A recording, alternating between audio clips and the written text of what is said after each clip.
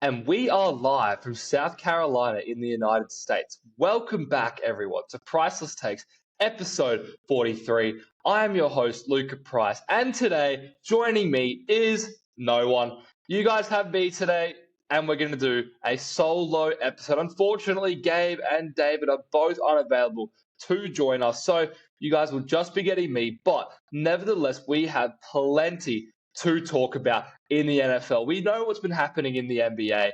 We did an episode on that last week with myself, Oscar, and Ruben, giving you guys our predictions for the 2023-2024 NBA season. So far, the NBA has been on a tear. We had the Battle of LA 2 nights ago. Kawhi and Paul George narrowly losing to a heroic effort by LeBron James and the Lakers squad. Victor Wembanyama had 38 points in a Spurs win against the Phoenix Suns and Kevin Durant. They've won 2 out of 2 games against Phoenix on back-to-back games. But we are not here to talk about the NBA today. We are here to talk about the National Football League, because what a week of football we have in store for you guys. Now, due to the NBA being on the start of the season, the glitz and the glamour, we haven't focused on too much of the football, but a lot of things have been going on and a lot of teams have come to play. So we will get right to the top of it, ladies and gentlemen. The Kansas City Chiefs and the Miami Dolphins facing off in Germany,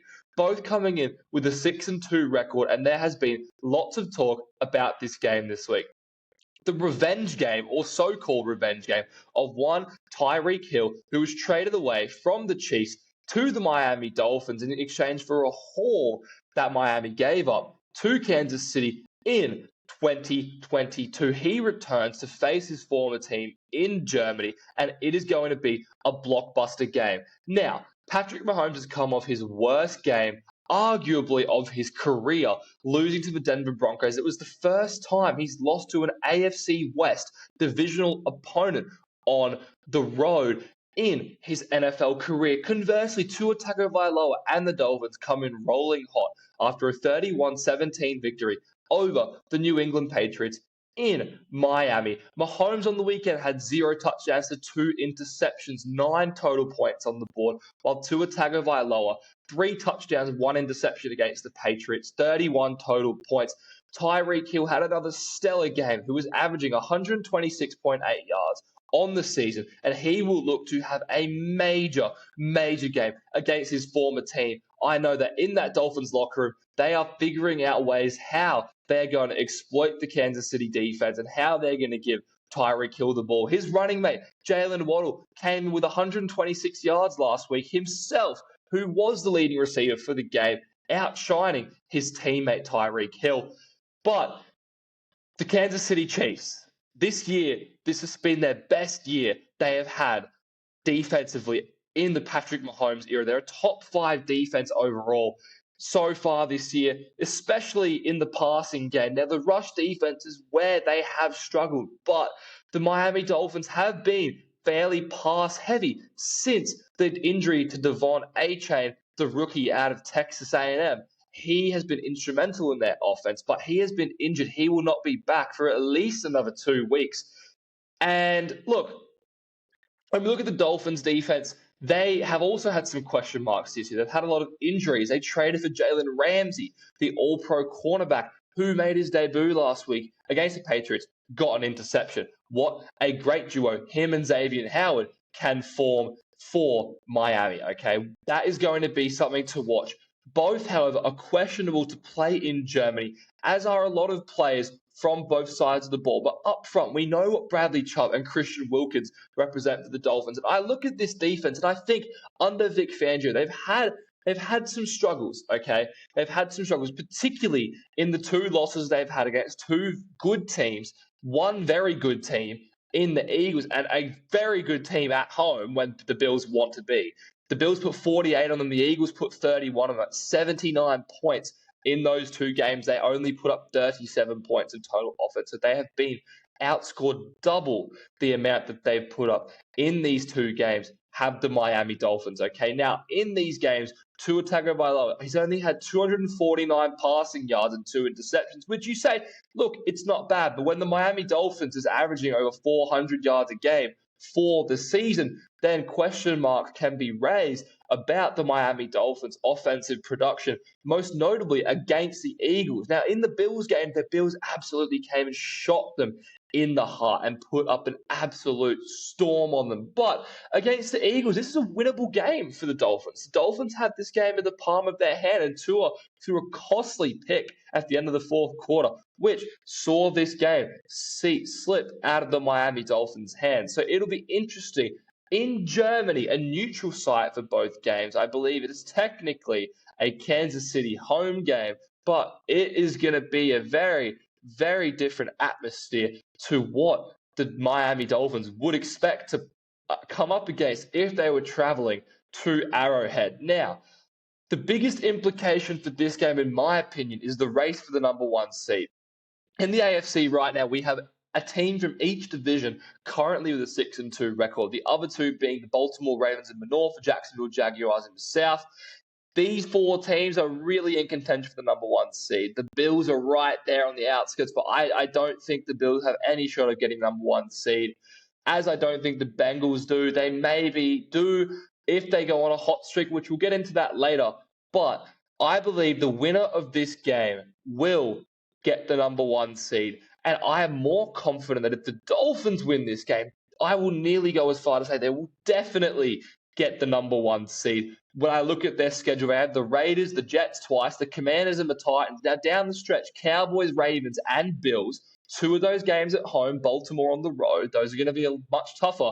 They did beat Baltimore on the road last year in a historic win for Tua Tagovailoa over 500 passing yards in that game. So they can do that again. But they have some teams late in the season that could give them some troubles. But when I look at the schedule, when I look at those next 5 games, including the Jets twice, I don't see how, if the Dolphins win this game against Kansas City, I don't see how they don't end up with the number one seed in the AFC. Now, when I look at the Chiefs' schedule, even if they win this game, still some doubts I have about them because they do have a tough schedule. They play the Eagles. They have a bye next week. They play the Eagles. They have the Raiders twice. Packers, Bills, Patriots, Bengals, Chargers. Now, the Bills and the Bengals, both tough games for them, as are the Eagles. That could be 3 losses right then and there. Even if they win this game, that puts them at 5 losses. Do I think that's going to be enough to get the number one seed? No, I don't think it's enough to get the number one seed with 5 losses on the season. So we will see how they go. But who wins this game? Now, Mahomes allegedly had the flu last week, impacting his performance. I still believe if you're out on the field, you are healthy.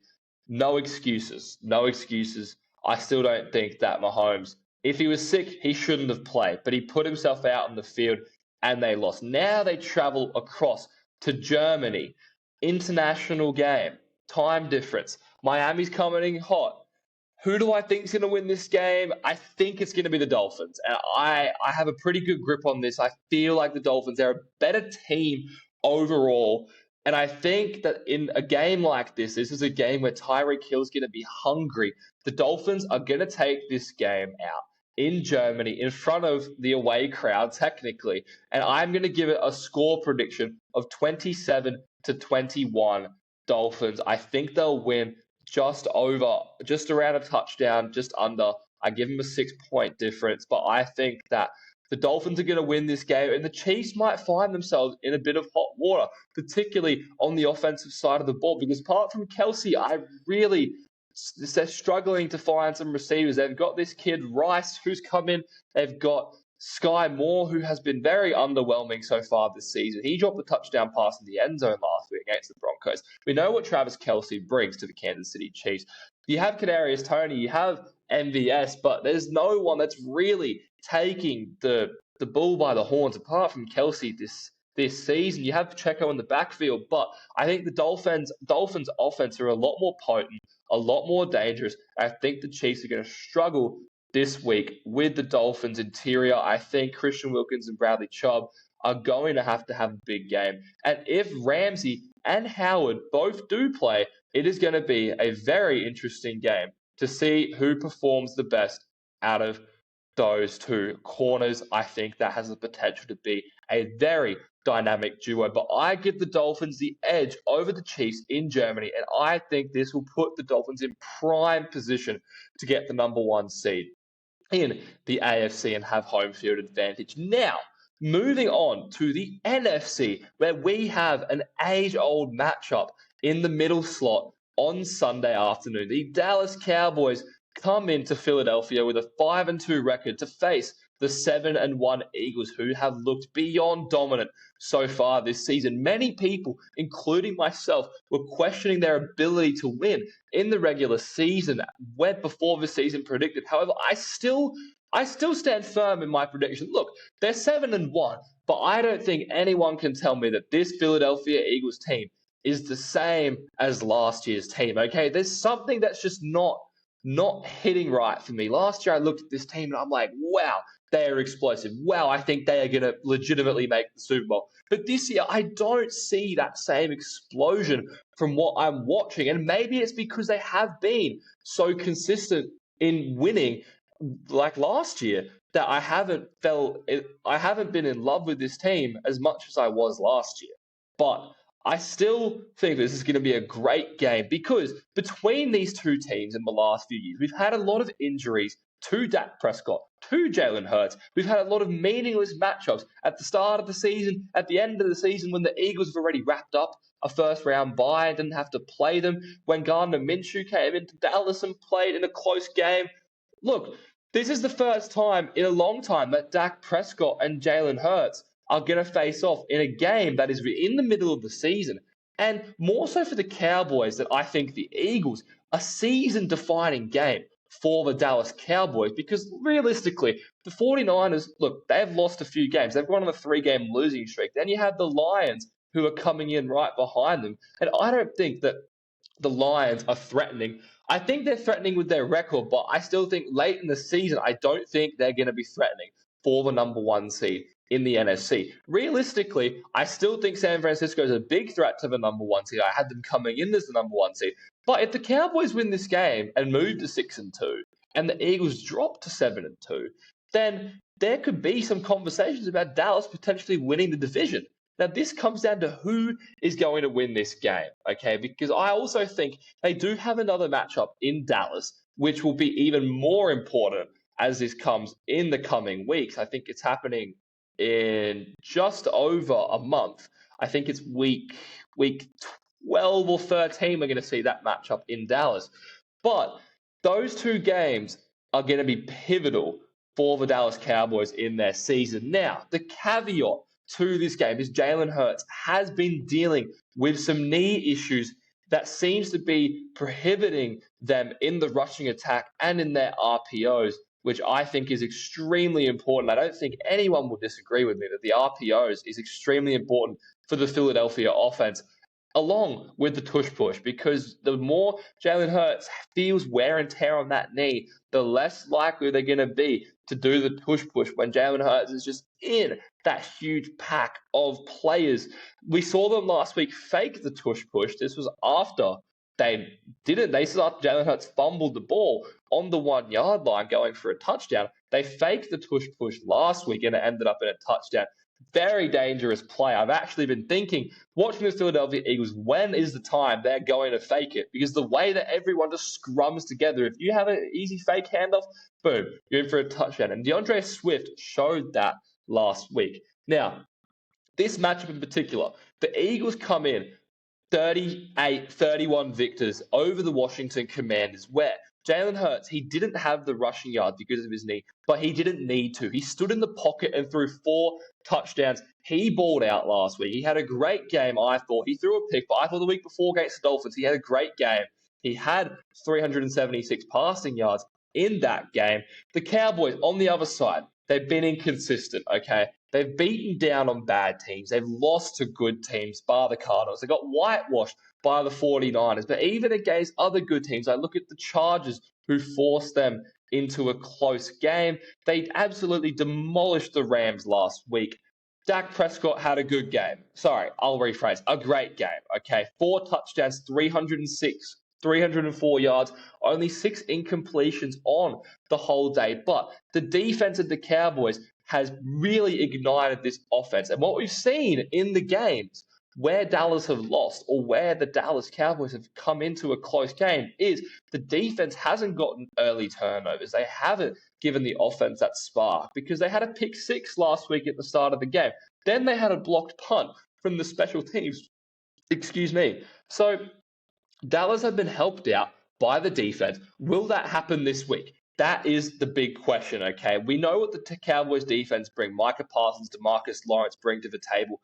Trayvon Diggs is injured. Deron Bland has stepped in, has 3 pick sixes this year. That is tied for the most in the NFL. The Philadelphia Eagles, while they've been struggling on the passing defense, they still boast the best rush defense in the league. But passing defense, which I think is more of a concern, for the Eagles, when you look at the Cowboys' receiving attack, they're tied third for the most passing touchdowns allowed with 16 passing touchdowns in the NFL. Now, you have Darius Slay, you have James Bradbury. They traded for Kevin Byard from the Titans, who did play last week, which I think will be a big acquisition for them going forward. He is an all-pro caliber safety.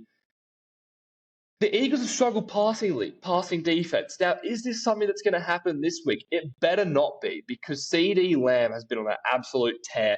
And this is something that's going to be a big matchup of the game, is who is going to win the wide receiver matchup? Because A.J. Brown himself has also been on a tear, particularly when the Eagles haven't run the ball as much this year in this new offensive scheme. They've passed the ball a lot more, but the wide receivers is going to be the key battle. CeeDee Lamb was 12 for 158 and 2 tubs last week, while A.J. Brown was 8 for 130 with 2 tubs. So whoever is able to have the better game out of these two, I think is really going to dictate who wins this game.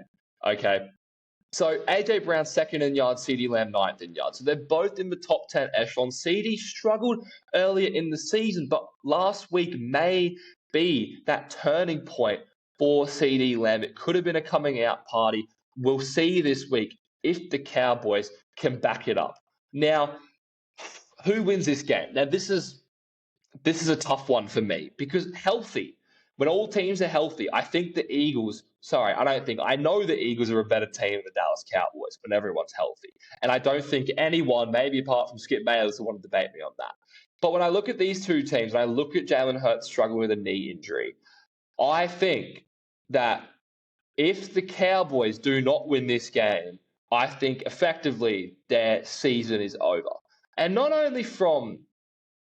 because of a record perspective, but mentally, if you can get over this hump and you can legitimately be a threat to the Eagles in the division and you've won that game, you put pressure on them with Jalen Hurts being unhealthy, that is going to send shockwaves into the Philadelphia locker room. But if Jalen Hurts, with his hurt knee, comes out and throws a party on the Dallas defense, which we know he can do, I think that this loss for the Cowboys would be too demoralizing for them that I don't know if they'll be able to come back after what happened to the 49ers. Because if they lose this game, and even if they lose this game, but more so if they lose this game in a convincing fashion, the narrative of the Dallas Cowboys is going to be clear, that they beat up on bad teams, and when the lights are shining the brightest, they cannot produce and they get small against the best teams in the NFL. And that is not the narrative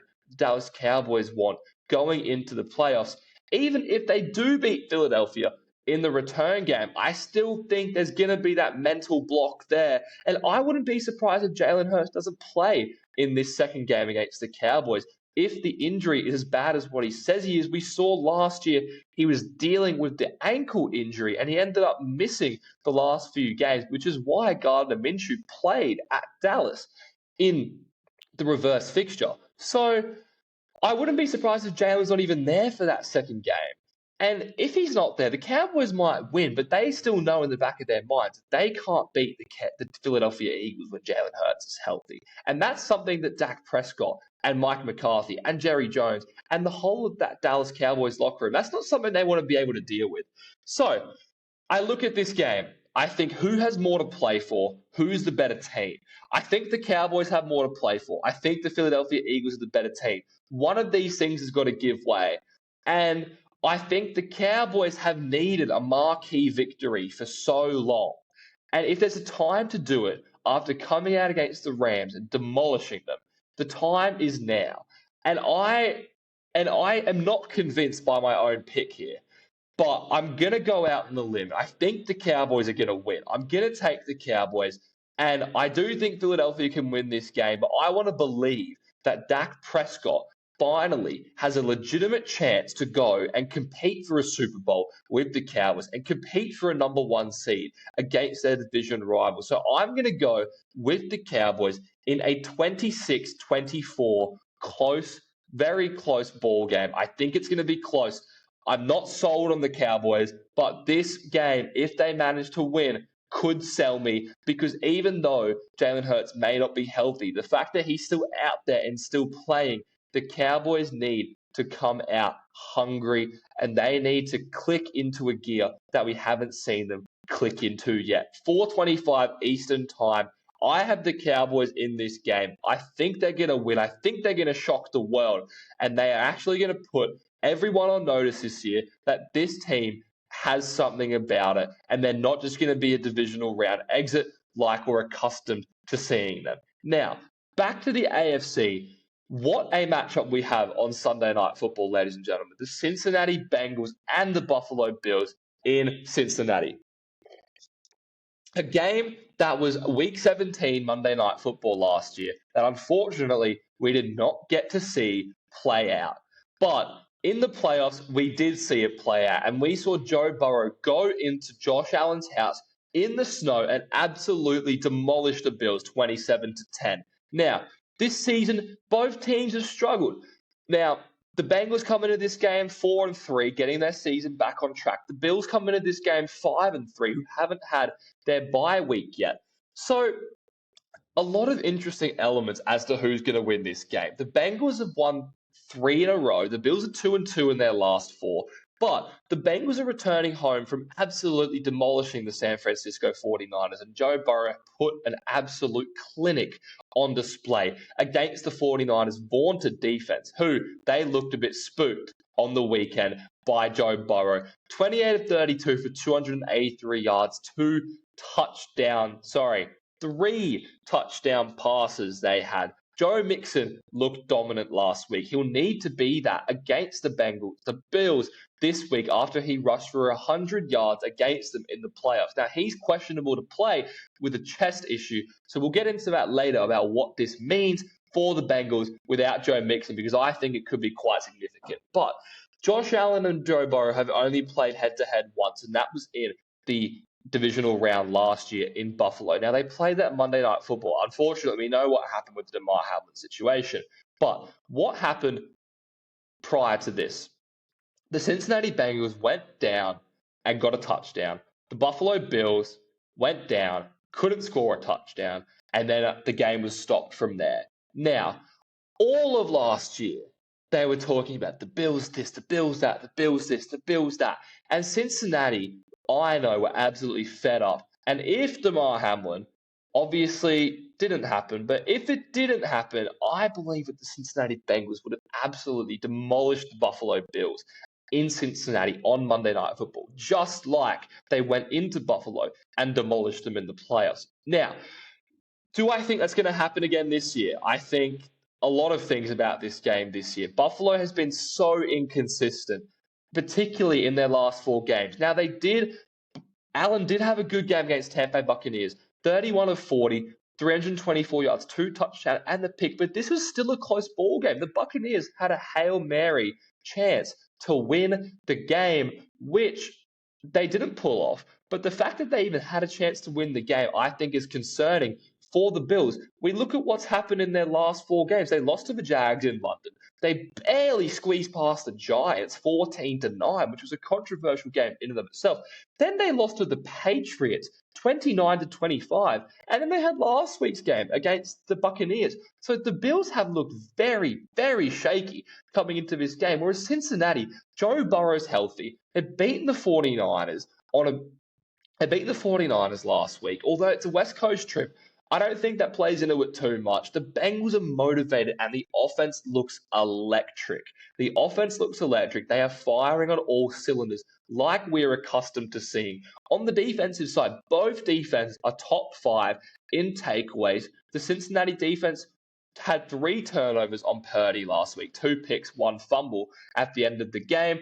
And I think that I've always said this about the Cincinnati defense, is they are not the flashiest defense. They don't have the big names, the glitz and the glamour, but they get turnovers in the most crucial moments of the game. And this is why they are such a good situational defense. And this is something I have been harping on about since the beginning of last year about this Cincinnati defense. But when you compare the two quarterbacks, Joe Burrow, 10 touchdowns, 4 interceptions on the season. Josh Allen, 17 touchdowns, 8 interceptions. But when you look at the offenses, I think that Joe Burrow, he was unhealthy to start the season. We saw them slump in the beginning of the season, whereas the Bills started off on more of a high, aside from that first loss at the Jets. But in the last 2 out of 3 games, the Bengals have put up 30-plus points, where the Bills have only put up 25 points once in their last 4 games. So I think looking at that, looking at the fact that Buffalo is on the road, I do not think that they're going to have an easy time scoring. Now, the one thing that Buffalo does have going on in their favor is that they are on a long week. So they did play last Thursday night. It's now Sunday night. The Bengals are traveling. But I think when you look at the makeups of these teams, that won't phase the Bengals too much. Now, Joe Mixon, questionable to play. I think if he doesn't play, this is a huge loss for the Bengals. The backup running back, Travion Williams, has really not gotten much run. He's had 7 carries for 23 yards the entire season. So we don't know what they're like without Joe Mixon, but they lost Samaje Perine to my Denver Broncos in the offseason, which he was a big cowbell back. You'd give it to in a short field, and he would go get you those extra yards that you needed to get. So if Joe Mixon is injured, there seems to be a very large hole at running back for them. Now, he did participate in full practice on Thursday and on Friday today, so I think he will play because he needs to play in order for them to have the offense that they need to have. But I think regardless, Cincinnati is going to win this ball game. They are so motivated to beat the Buffalo Bills because the Bills, for the longest time, they've been the flashy team. Josh Allen has been the MVP candidate year after year after year. And I know that eats away at Joe Burrow and the rest of the Cincinnati Bengals, who are still an underdog team in the AFC right now. Technically, they're last in their division at 4-3, although they are tied with the 5-3 Steelers after last night's Thursday night football victory, but they're still tied with the Browns, and the Ravens lead the division. So I think the Bengals are going to come in and win this game. I'm just going to say it. I don't think the Bills are going to win. Will it be close? I think it will be close. I think Josh Allen has something to prove after Joe Burrow coming into his house last year and demolishing him in the playoffs. I think it's going to be close. I think it's going to be high scoring. I'm going to go 31-27 Bengals. I think that's the scoreline that I'm going to give this game. I think the Cincinnati offense is just going to be too much. And I think Josh Allen finally needs to have a breakout game, and he did have that breakout game. They played very well against the Dolphins and hung 48 on them at home. This is on the road. Cincinnati is not an easy environment to play in, but I don't think the Bills will be phased after what happened in last year's regular season game with DeMar Hamlin. If anything, that might motivate them more. But at the end of the day, ladies and gentlemen, the Cincinnati Bengals are a better footballing team from top to bottom as opposed to the Buffalo Bills. I'll say that again. The Cincinnati Bengals are a better football team than the Buffalo Bills. And that is something that I will not debate, will not be questioned on, because that's just the matter of the reality. Okay, they're a better team, and they're going to show you why they're a better team. And I believe they are still in a great position to perform in the postseason. They were my Super Bowl pick at the start of the season. I'm riding with them till the end of the season.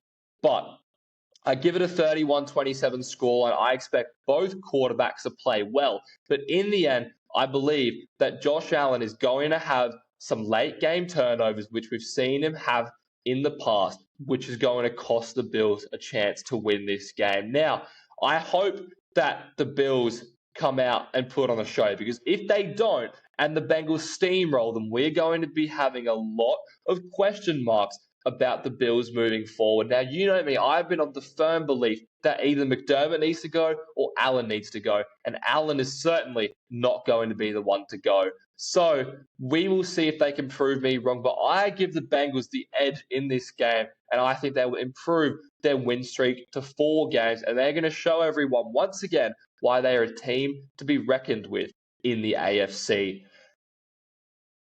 when you put all of the teams into consideration. So we will see how that one turns out. But, ladies and gentlemen, that is all for Priceless Takes episode 43. Thank you for tuning in to this episode. I will be back next week with a panel debating basketball, debating football. I will keep you updated via our social media, which I will put in the link down below on Instagram, TikTok, and YouTube. Go follow us. We are posting basically every day. Lots of entertaining sports news. And we have also started the inaugural Priceless Takes Fantasy NBA competition. We have 18 members in the league this year. So very excited to see how that turns out. So thank you to everyone who's joined the Priceless Takes Fantasy competition.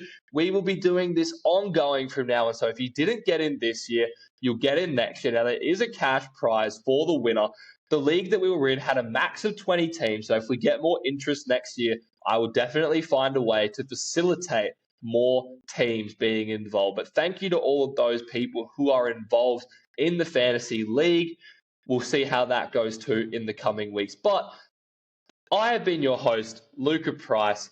Thank you for tuning in to Priceless Takes episode 43, and we will see you next time.